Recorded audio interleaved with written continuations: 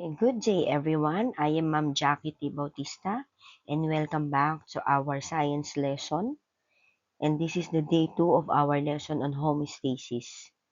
So last time, we already talked about what homeostasis is, that amazing ability of our body to stay balanced. So for today, we're going deeper. We will answer the question, how exactly does your body do it? We will learn about the feedback loop, the step-by-step process that keeps you stable kahit hindi mo namamalayan. So the title of this presentation is Homeostasis and Feedback Basics, Keeping Balance in Living Organisms. So exciting to? Let's get started.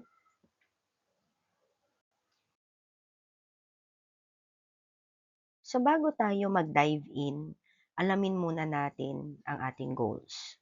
So for this lesson, our learning competency is to explain how homeostasis is maintained through various feedback mechanisms, both positive and negative. In terms of our objectives, una, sa ating knowledge objective, ma-define ninyo kung ano ang homeostasis at mabibigay ang mga parts ng feedback loop. Second, for our skills objective, maiaayos nyo sa tamang pagkakasunod-sunod ang feedback mechanism at para sa ating attitude objective, ma-appreciate nyo kung bakit mahalaga ang pagkakaroon ng balanse sa loob ng ating katawan. So, clear ba ang objectives natin?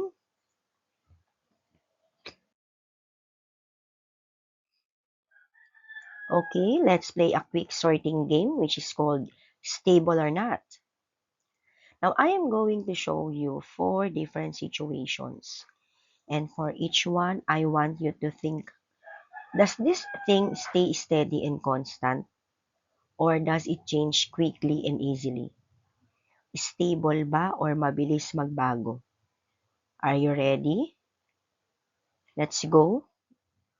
First, body temperature ninyo. Kahit mainit ba ang panahon o malamig, does your body temperature stay almost the same ba? O pabago-bago ng malaki? Okay, tama. Halos pareho lang siya, around 37 degrees Celsius. So, this one is stable.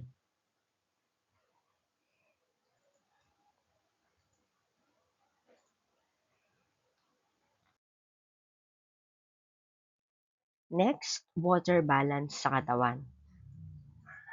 Kapag uminom ka at nawawalan ka ng tubig, does your body keep it balanced and steady ba o pabago-bago ng sobra? Okay, correct, no? Pinapantay ng katawan mo yung water levels. Na kapag kulang, nauuhaw ka, kaya iinom ka. Tapos, pag sobra naman, makakaramdam ka na bumibigat yung pantog mo, that means naiihi ka. So, this one is also stable.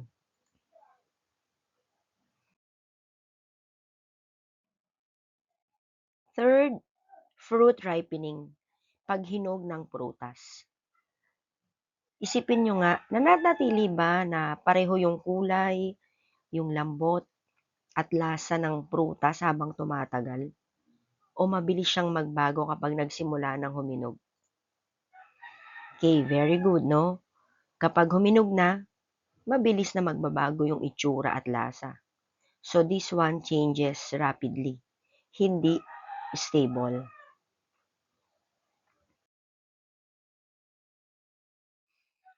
Ang apat, blood clotting or pamumuo ng dugo. Kapag ba nasugatan ka, tuloy-tuloy ba yung pagdaloy ng dugo? O bigla siyang magbabago at mamumuo para tumigil ang pagdurugo? So normally, di ba, ang blood ay liquid tapos dumadaloy. Pero kapag may sugat, mabilis siyang magbago para mamuo. So this one changes fast. It means hindi siya stable.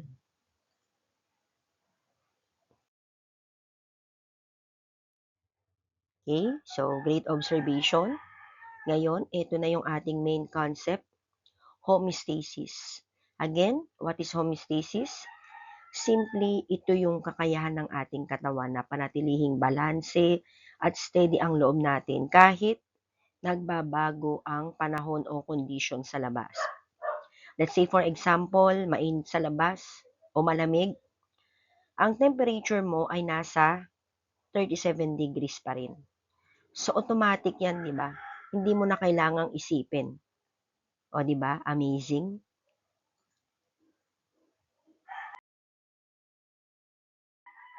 So paano nga ba ginagawa ng katawan ang pagbalanse? Alright, so gumagamit 'yan ng tinatawag nating feedback loop. Na ang feedback loop, meron siyang 5 steps, 5 hakbang lang 'yan. Una, stimulus.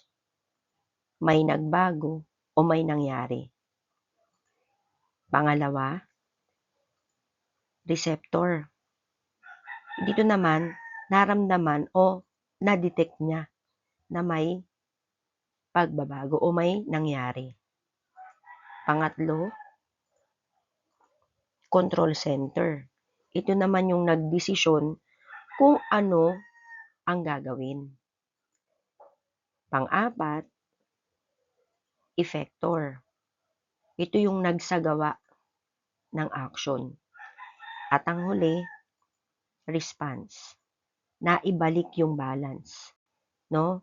So, ganyan lang kasimple, pero napakalakas ng system na to.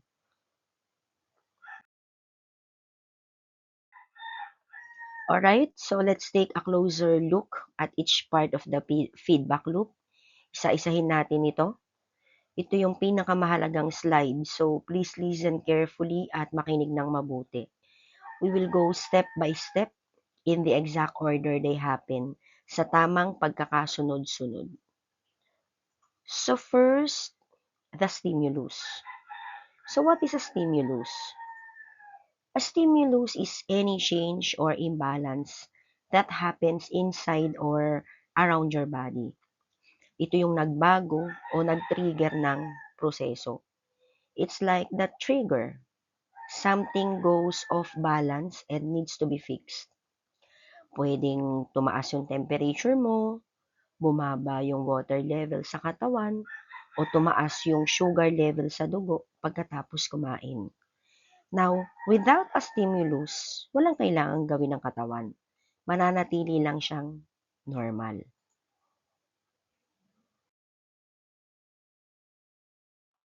Second, the receptor.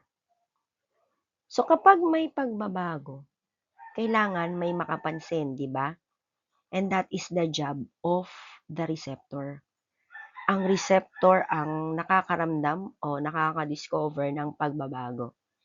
It acts like a detector or a messenger. Ito yung mga special nerves o cells na laging nagbabantay sa kondisyon ng katawan. Now, kapag may na-detect silang pagbabago, nagpapadala sila ng signal. Parang nag-text na, uy, may nagbago.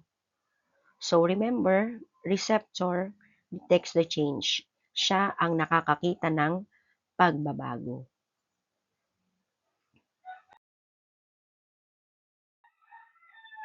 Then yung signal na yun, ipapadala na sa control center. So usually, ito yung brain o mga glands tulad ng pancreas. Now, what does it do? So, ang control center, tinatanggap nito yung information mula sa receptor. Ikukumpara sa normal na level at nagdidesisyon kung anong gagawin. So, think of it as the boss or the command center. Ito yung nag-iisip at nag-uutos ng solution. So, tatanungin ito, sobrang taas ba o sobrang baba? Then, ano yung dapat gawin para maibalik sa normal? Pagkatapos, magbibigay na siya ng utos.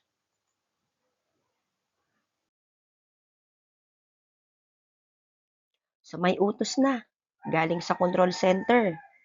Then, kailangan na siyang isagawa. And that is the effector.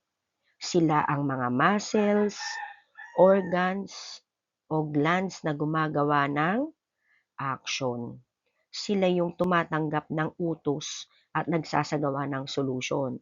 Let's say, for example, kung ang utos ay maglabas ng pawis, ang sweat glands ang effector.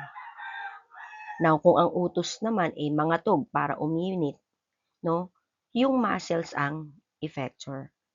In short, effector does the action. Siya ang gumagawa ng utos.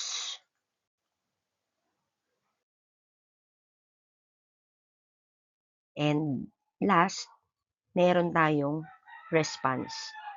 Ito yung resulta o kinalabasan ng buong proseso.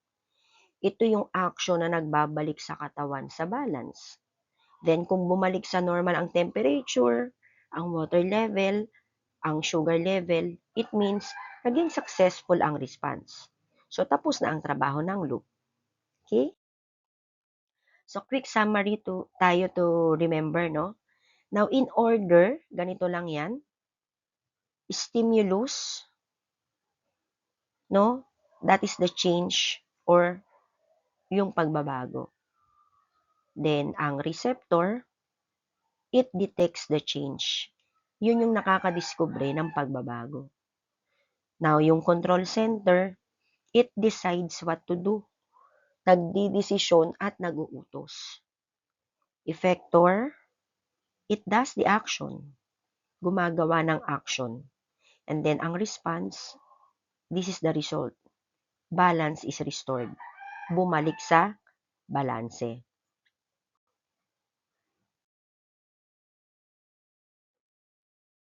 Okay, so now that we know the 5 parts, gamitin naman natin sila sa totoong halimbawa. Let's talk about body temperature. Isa sa pinakamagandang example ng homeostasis. So isipin natin, no, ano ang nangyayari kapag uminit ang iyong katawan? So first, let us identify the stimulus. So your body temperature rises above the normal level. Tumaas ang iyong temperatura kumpara sa normal na 37 degrees Celsius. So that is our stimulus, yung pagbabago na nag-trigger sa lahat. Second, the receptor. Now, special sensors in your skin detect the change.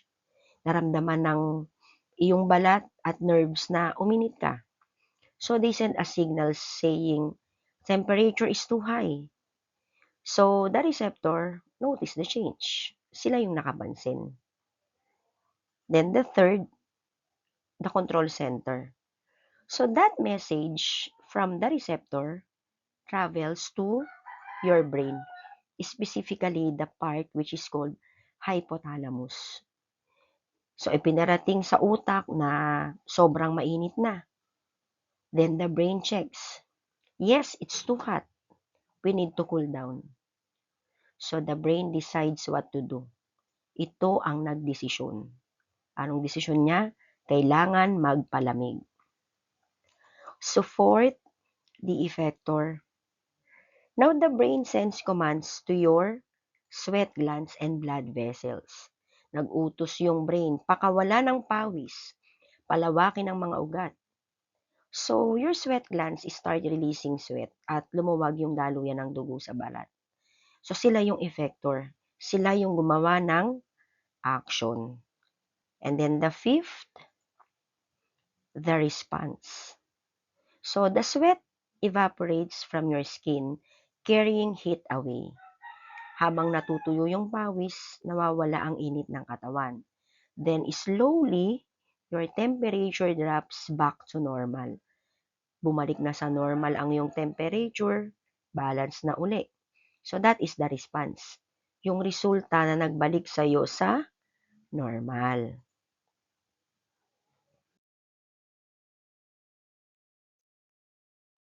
So great work on the first example. Now, let's look at the opposite situation. Paano naman kapag lumamig ang iyong katawan? So for our stimulus, alright, so your body temperature drops below the normal level. Bumaba naman ang iyong temperature. Yan yung pagbabago na nag-trigger sa lahat. O, receptor. Okay, so receptor, nerve endings in your skin sense the cold. Naramdaman ng iyong balat at nerves na malamig ka na. Then they send a signal. Temperature is too low. So, na-notice ng receptor ang pagbabago. Then control center, the message goes to your brain. Ipinarating sa utak na sobrang lamig na. Then the brain decides, we need to warm up. Kaya nag-utos yung brain na magpainit. So, effector, ano na mangyayari? Your muscles start to shiver. Blood vessels narrow. So, nanginginig na yung mga kalamnan para makabuo ng init. Tapos, lumiit yung mga ugat para hindi makatakas yung init.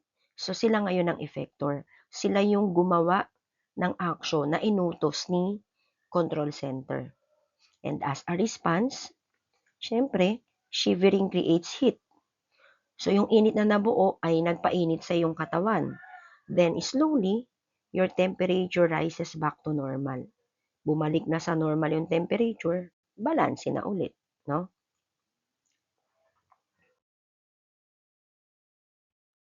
Okay, so ngayon, subukan nyo. Bibigyan ko kayo ng feedback loop scenarios. The challenge is, ayusin nyo sa tamang pagkakasunod-sunod ang feedback loop. Tandaan yung ating sequence ha. Stimulus muna, tapos receptor, control center, effector, at response. Okay? So, start.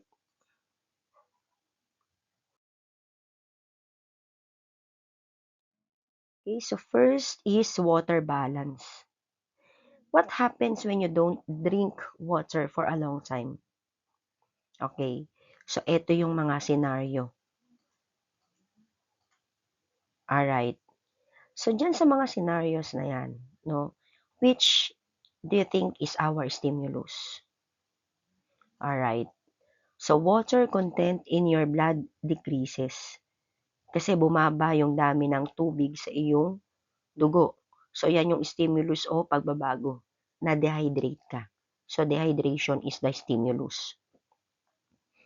Okay? Receptor.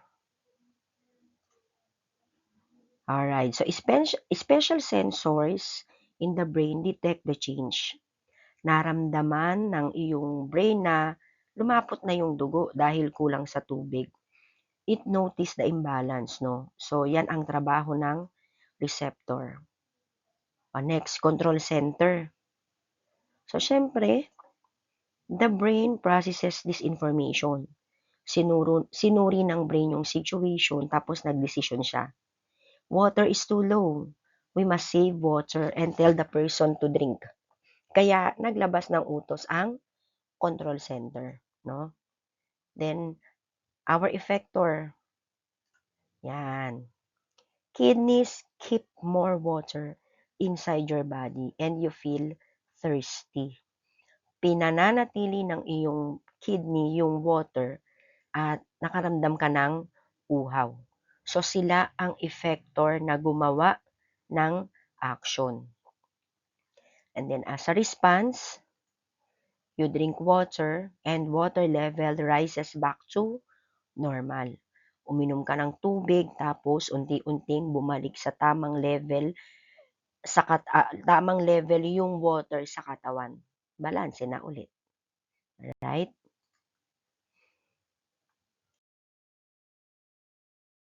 Next scenario. This is about blood sugar balance. Now, this happens every time you eat a meal. O yan. So, which is our stimulus? So, syempre, after eating rice or bread, sugar enters your blood. So, blood sugar rises. Tumaas yung antas ng sugar sa iyong dugo. So, yan ang stimulus. O, our receptor. O, special cells in the pancreas detect this rise. naramdaman ng iyong pancreas na tumaas yung sugar. So, yan ang receptor na nakadiscover ng pagbabago. Then, for control center, yan. The pancreas acts as both receptor and control center here. So, sinuri ng pancreas na masyadong mataas ang sugar, kaya nagdesisyon tong maglabas ng hormone, which is called insulin. So, yan ang utos mula sa control center. So, now, effector. So, anong effector natin? So, insulin travels to your body cells and liver. Sinasabi ng insulin sa mga cells, absorb the sugar. Kaya kinuha ng mga cells yung sugar, tapos tinago nila yung sobra. Sila yung effector na sumunod sa utos, no? And then, as a response, as sugar leaves the blood sugar drops back to normal. Bumaba na yung asukal sa dugo at bumalik sa tamang antas, no? Then, balanse na ulit.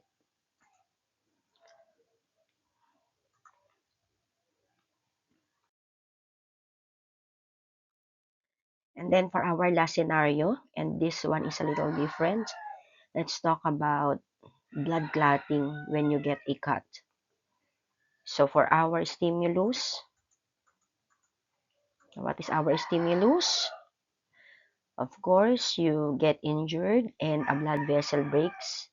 So, bleeding starts. Nasugatan ka at nagsimulang dumugo. So, yan ang stimulus natin, no? Then, receptor. Special cells detect the injury. Napansin ng mga special na cells sa dugo mo na may nasirang ugat. So, yan ang receptor. Control center. So, signals are sent to call for help. Nagpadala ng senyales yung katawan, no? Send platelets. Close the wound. O yan yung utos mula sa control center. Then, effector.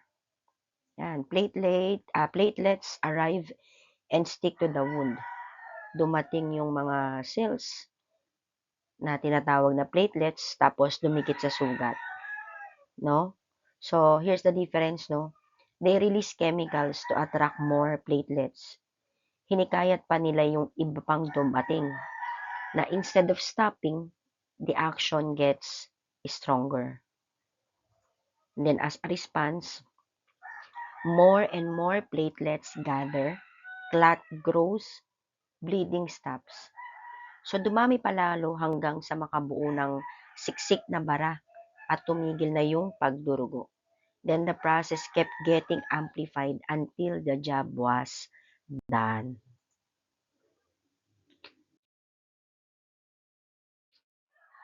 Okay, so may dalawang klase ng feedback, no? Una, negative feedback. Ito yung binabalik sa normal yung condition. Para bang thermostat sa bahay na nagbabantay ng temperature. And this is the most common type. Ito yung madalas nating makita sa katawan, like body temperature, water balance, blood sugar levels, yan. Now, kapag lumihis sa normal, binabalik agad sa tamang antas. Then the second one is the positive feedback. Ito naman yung pinalalakas o pinapabilis pa ang pagbabago hanggang sa matapos yung buong proseso. Instead of going back to normal, lalo pang pinapalaki yung pagbabago hanggang matapos yung trabaho. Let's say for example, blood clotting, childbirth, yan. So, hindi bumabalik agad sa normal hanggat hindi tapos ang proseso. Kaya tandaan, negative feedback, ibinabalik sa normal. Positive feedback, pinalalakas hanggang matapos. So, nakuha ba? Again, negative, ibabalik sa balance. Positive, pabilisin pa hanggang matapos. So, clear ba yon?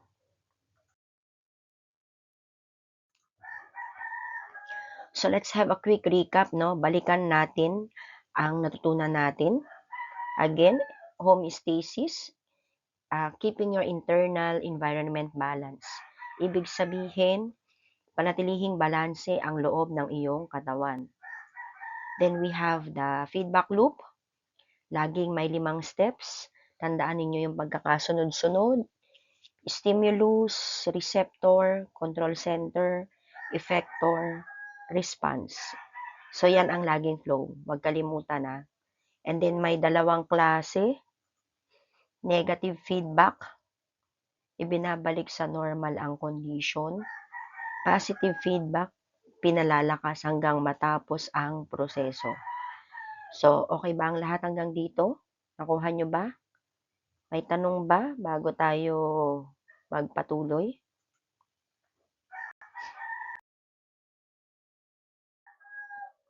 Now, isipin natin, no? What if one part of the feedback loop fails or gets damaged?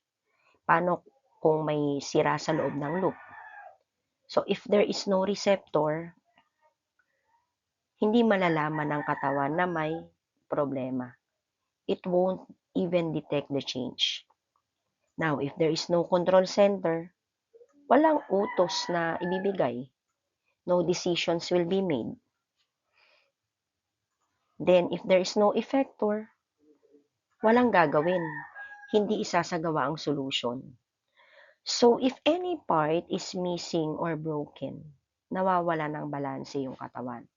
And when balance is lost, no, maaari tayong magkasakit. That is why it matters in your daily life. Now, think about this, no? Eating on time, drinking enough water, and getting enough rest. Mga simpleng gawin na yan are actually helping your body maintain that balance. Tumutulong kayong panatilihin ang balanse ng iyong katawan. Okay? So, this is all for today. This about the second day of our homeostasis. So, see you on the third day and the last video lesson about homeostasis. Once again, this is Ma'am Jackie Bautista. Have a nice day, everyone.